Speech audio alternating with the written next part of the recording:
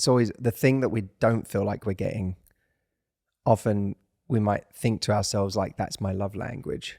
Like I really need that. But in a way, the reason we feel we need it so badly right now is because we're not getting it.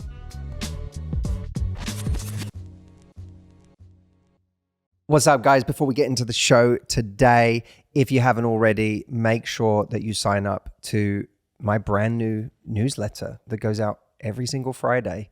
It is called The 3 Relationships because it is designed to help you with each of the 3 relationships that determine our quality of life, our relationship with other people, our relationship with ourselves, and our relationship with life itself. It is one of my favorite things I'm doing right now. It is totally free, and you have my word that it will be an email you will actually look forward to every single Friday, delivered straight to your inbox. Go to the3relationships.com to sign up for free right now, and I will see you in your inbox this Friday.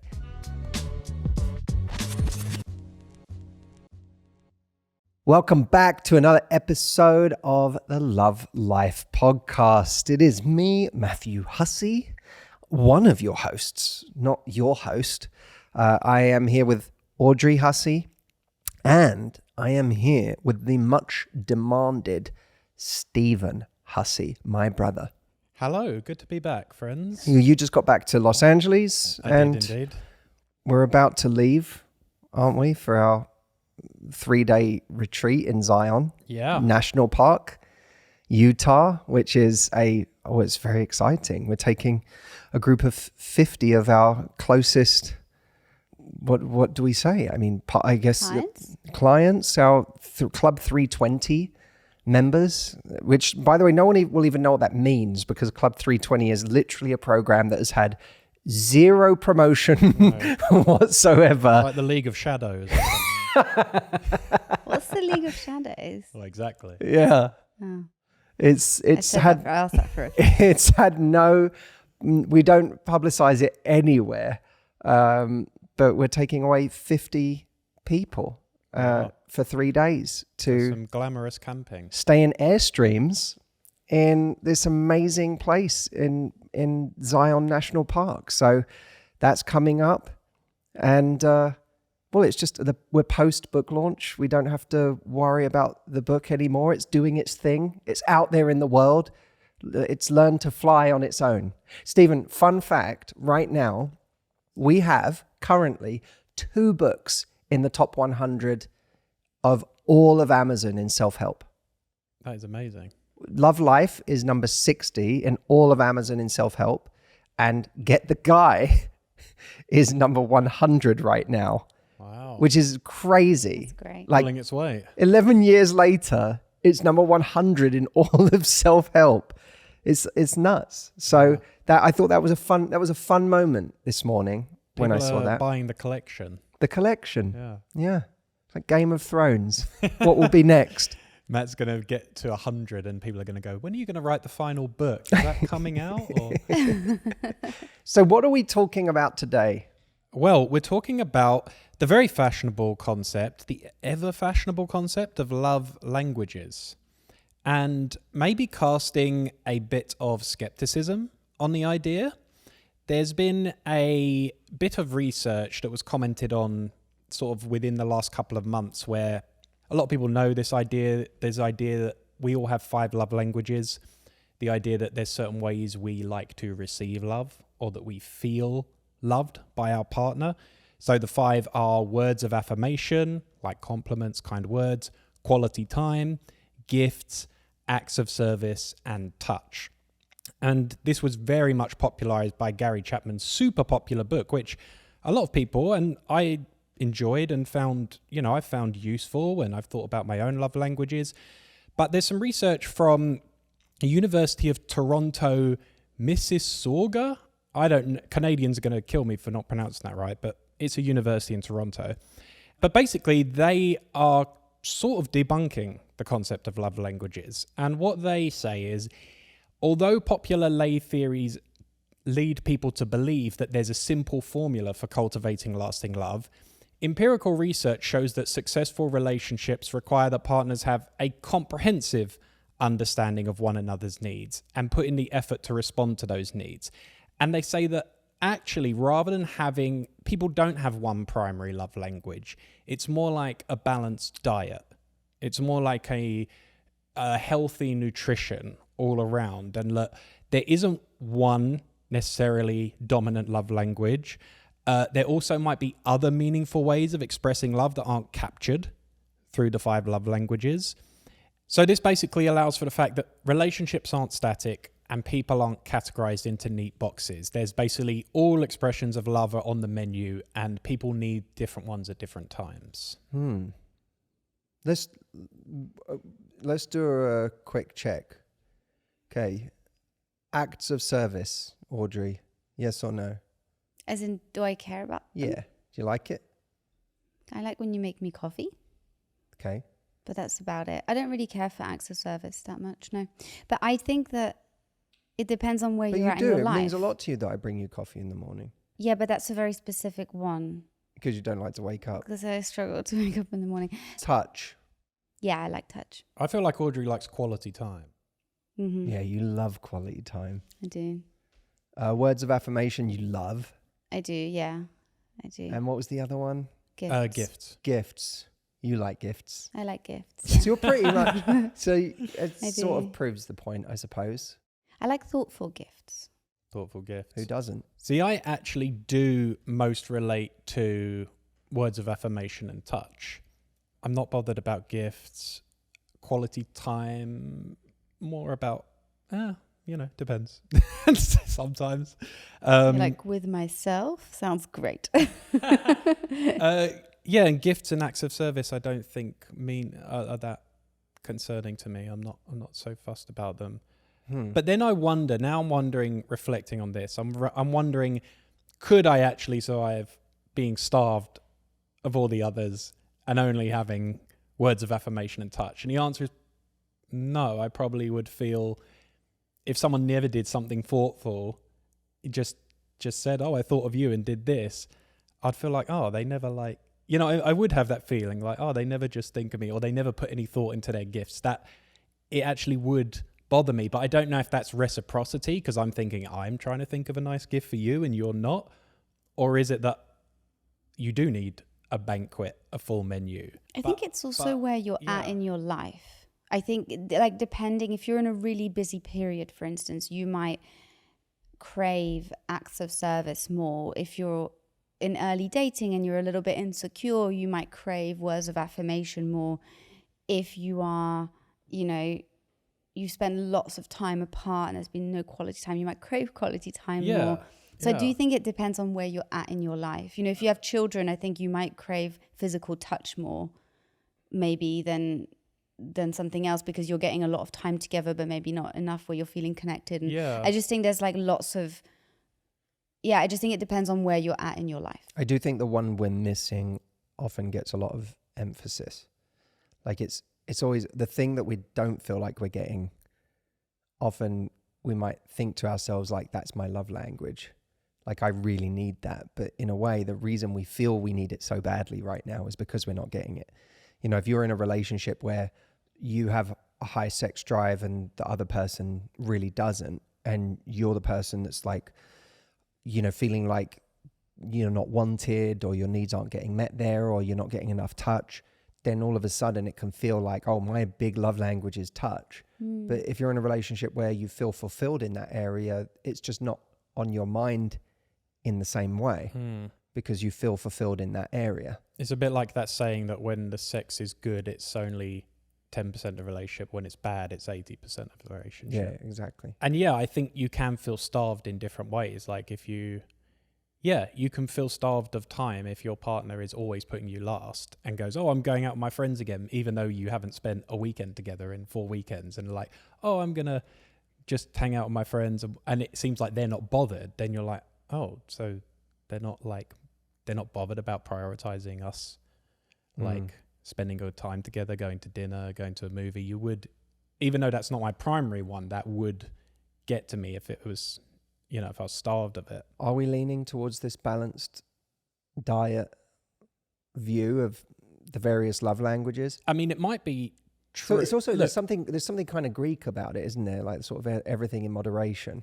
yeah, it's kind of like the Aristotelian virtues. Like you can't just only double down on being charitable or being, you have to kind of have a balance of all the virtues. But look, I think any theory that tries to be too reductive will inevitably cut some corners on reality, right? Because we're just too complicated. We're very complicated. That's why like theories on love, like a singular theory of love, I mean, the greatest poets, the greatest philosophers, the greatest scientists have all been studying it for centuries, but no one has like a fit-all thing for like everything that love entails, because our brains are very complicated and love is very complicated. But the question then is like, is it useful still, the love languages model? And a lot of people do seem to find it useful.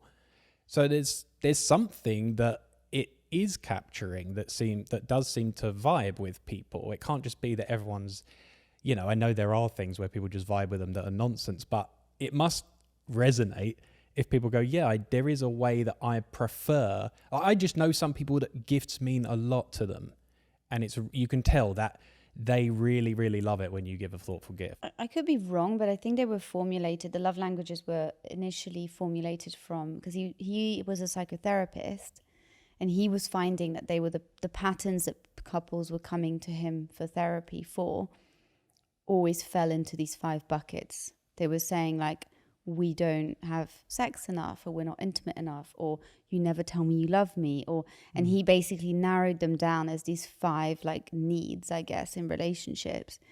I could be wrong, but I'm pretty sure that is where that whole model came from. And I do think it's quite useful in identifying, is there something in your relationship that you're not getting?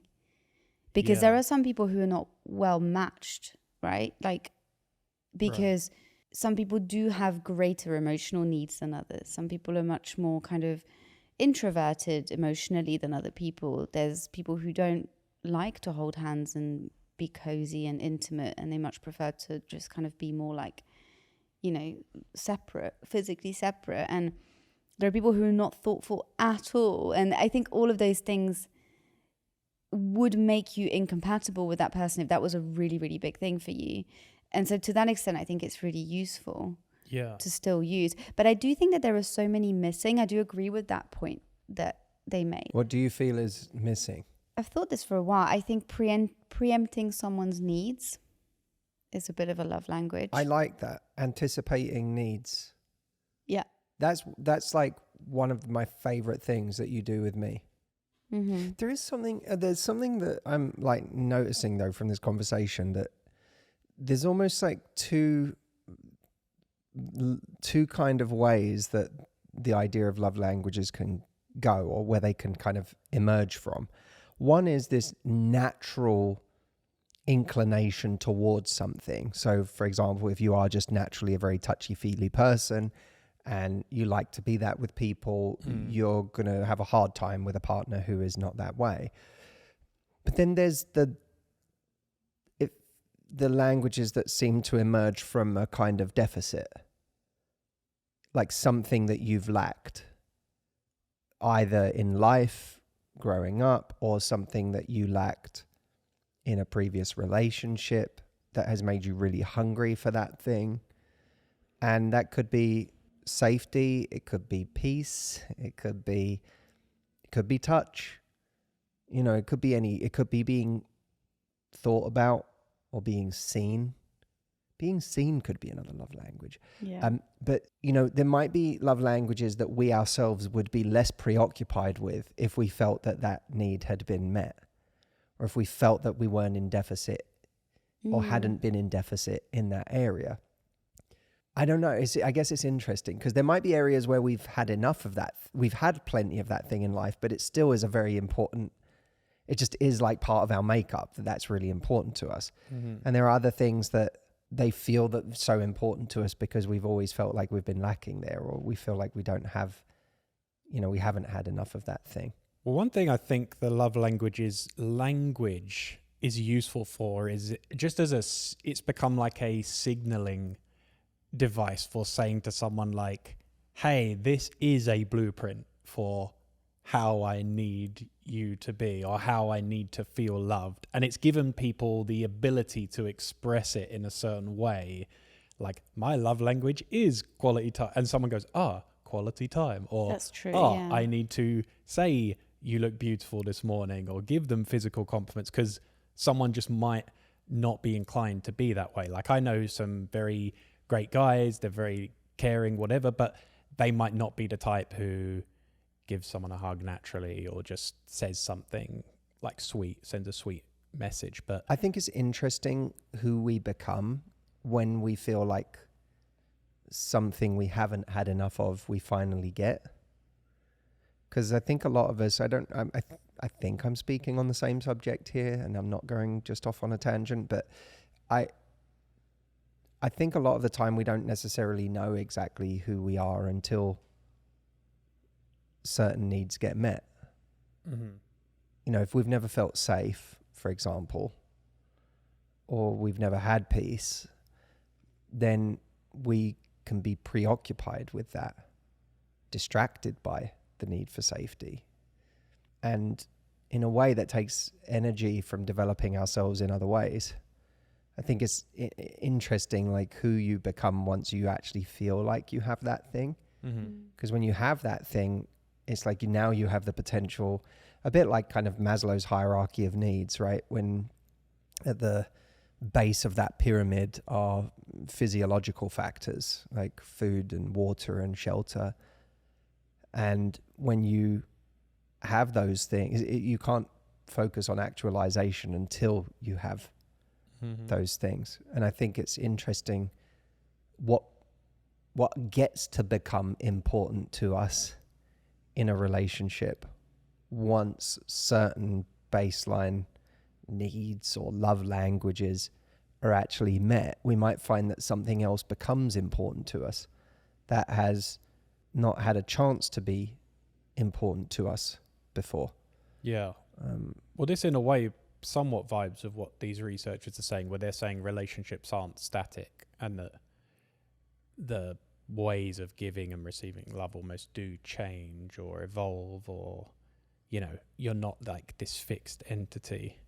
So maybe as your relationship becomes richer and deeper, these other things like also become important. Or now we've satisfied this, there's like ways to actually understand each other deeper. Or in the same way, I mean, touch for a lot of people is, I always think about people on the retreat and how there are people who show up to our retreat and, you know, we're all huggers, and, you know, we don't impose hugs on anyone, but, you know, we kind of naturally... We kind of impose them on people. No, but I mean, we go to give people are entitled to We reject don't a hug. force them, No, but we give people a hug. but Like we that's when walk up to them, arms stretched out, going, hi. We do. That's true. We assume the hug. Making it very difficult for someone to say, I'm not a hugger, get away from me. But what's interesting is the number of people who will, over the course of even just 6 days on a retreat, by the end of it, they will say, I came into this as someone who's not really used to physical affection. And I wouldn't call myself a hugger, and yet I've so enjoyed, like by day 3, I found myself walking up to people and giving them a hug. yeah. And that's so new for me. And so even then, there's that interesting, it's interesting to think, how well do I know myself? How much of what I think are my needs are just related to what's been acceptable in my life so far, what's been expected, or what I've expected from life, the way I've been conditioned, as opposed to these are my innate preferences and needs. Something that could be useful, I think, for people, because this is all very like philosophical debate about love languages. And I think if you are in a relationship right now, or you're dating someone, you're getting to know someone, and what you're trying to establish is whether or not you and that person are compatible in terms of, are they able to meet your needs? I think it might be useful to give people some frameworks around how you can have those conversations, and how you can, you can ask for your love languages or whatever we want to call it to be met by the other person.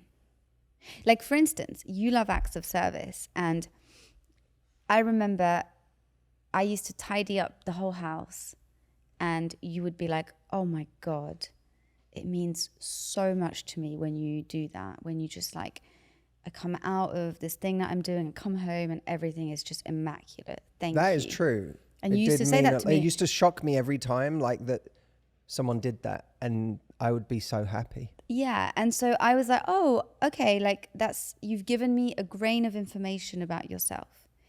And people are always dropping bits of information about themselves and kind of giving you the handbook on how to handle them. Oh, yeah. And we're not necessarily always paying attention because we're so preoccupied by having our own needs met. Do you know what a really sweet realization that I had about you was that for those of you out there, for the uninitiated, there's a game called Zelda Tears of the Kingdom, the sequel to Zelda Breath of the Wild.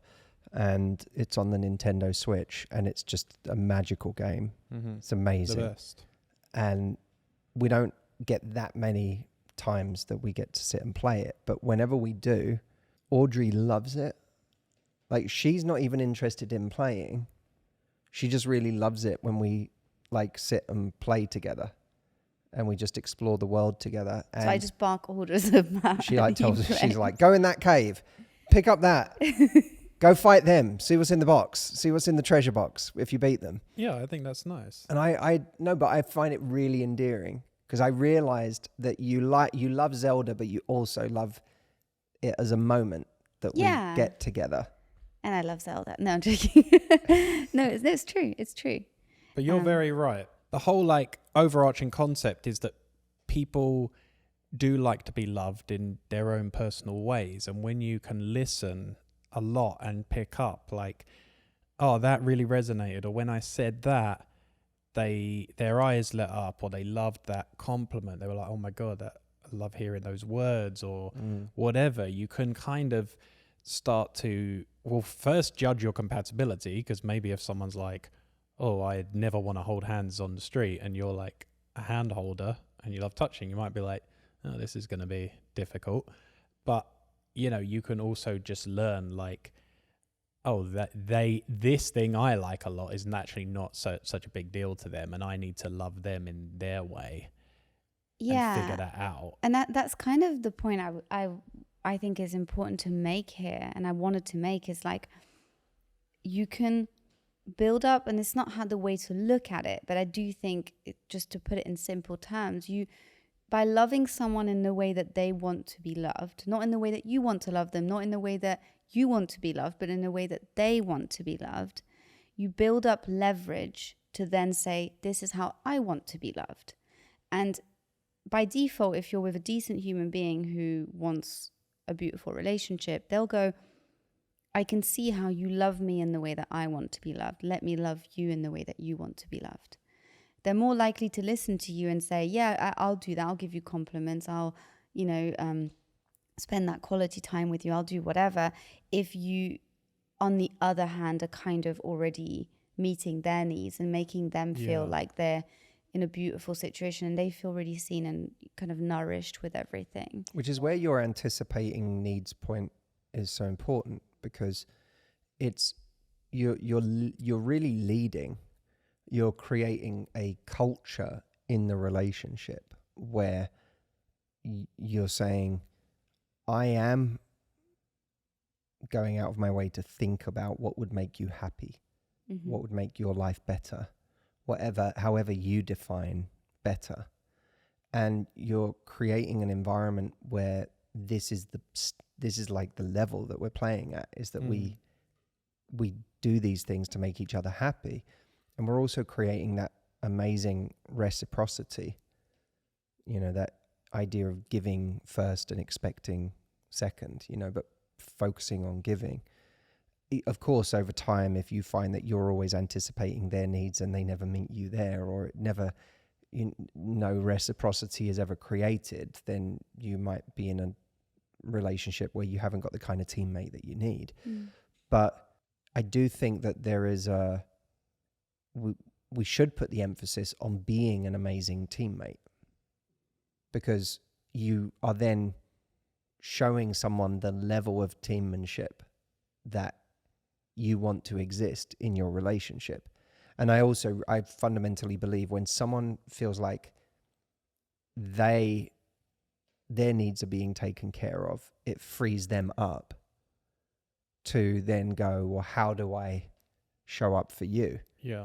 If you're worried your needs aren't taken care of, if you're worried that you're not going to kind of, you know, in a sense, you're going to go hungry, then you're too worried about that to then anticipate someone else's needs. Yeah. But you no longer have to be preoccupied with your own needs, in a sense, if you know that the person you're with has got your back in that department. Yeah, and I think communication is key in that, because otherwise you can give, not communicate and just feel resentful or be taken advantage of because you're not actually expressing what you need because you feel shame around what you need. But if you establish early on, this is the kind of partner I want to be to you, and this is the kind of partner I want you to be to me. And if I take care of you and you take care of me, we shouldn't have an issue. You then build that reciprocity. You build that connection, which feels, it's not free. I'm not just giving all the time and expecting nothing in return, but I'm putting your needs at the top of my list of priorities because your happiness as my partner is the top of my list of priorities.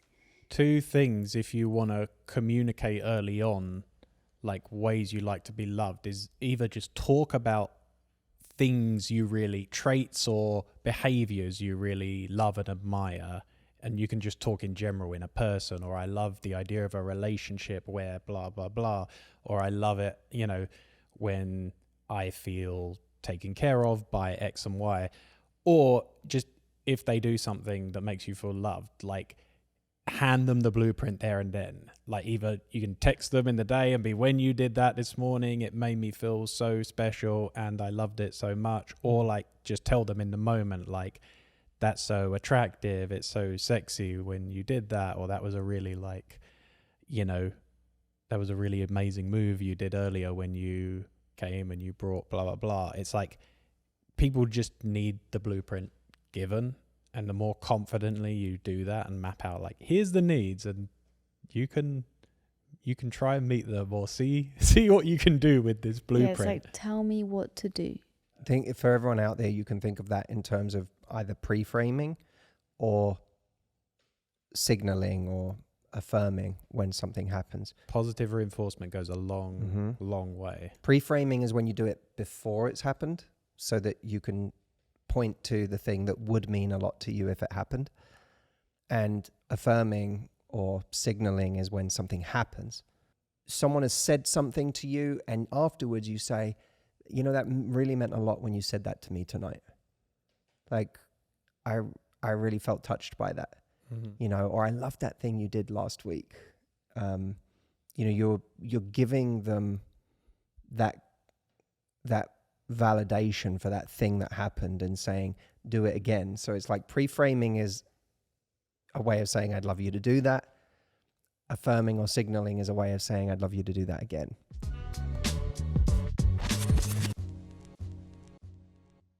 By the way, guys, for anyone who is interested in coming to be with us on this year's retreat, it is happening in September from the 9th to the 15th. And we have less than 50 spaces left. This is our most subscribed retreat in quite a long time. I think the book coming out has meant that a lot of people have newly learned about us and really want to join us on the retreat. So it's looking to be a sold out event, and we only have a certain number of seats in the room, so we can't add more spaces. If you want to come and join us, go to mhretreat.com, find out more and apply while there is still time. Matt, can I say I've been enjoying some of the emails coming into the inbox lately. So if people do want to get in touch with the show or give some feedback or just questions, podcast@matthewhussey.com. Send us an email. There have been some lovely emails that have been coming in. They have, yeah. And lastly, if you want a free training from us, we put together a really cool free training that I know so many of you have not taken yet, called Dating with Results. And it's a 1-hour training for anybody who wants to build a foundation for a successful love life this year. If you are tired of the current dating culture and frankly you're sick of dating, but you really want to find love, this program is for you. It's free. It's 1 hour of your life, but it is 1 hour well spent for anybody who is serious about finding love this year. Go to datingwithresults.com to sign up, and we will see you in next week's episode of Love Life. Thank you, Stephen. Thank you, Audrey. Be well, everybody, and love life.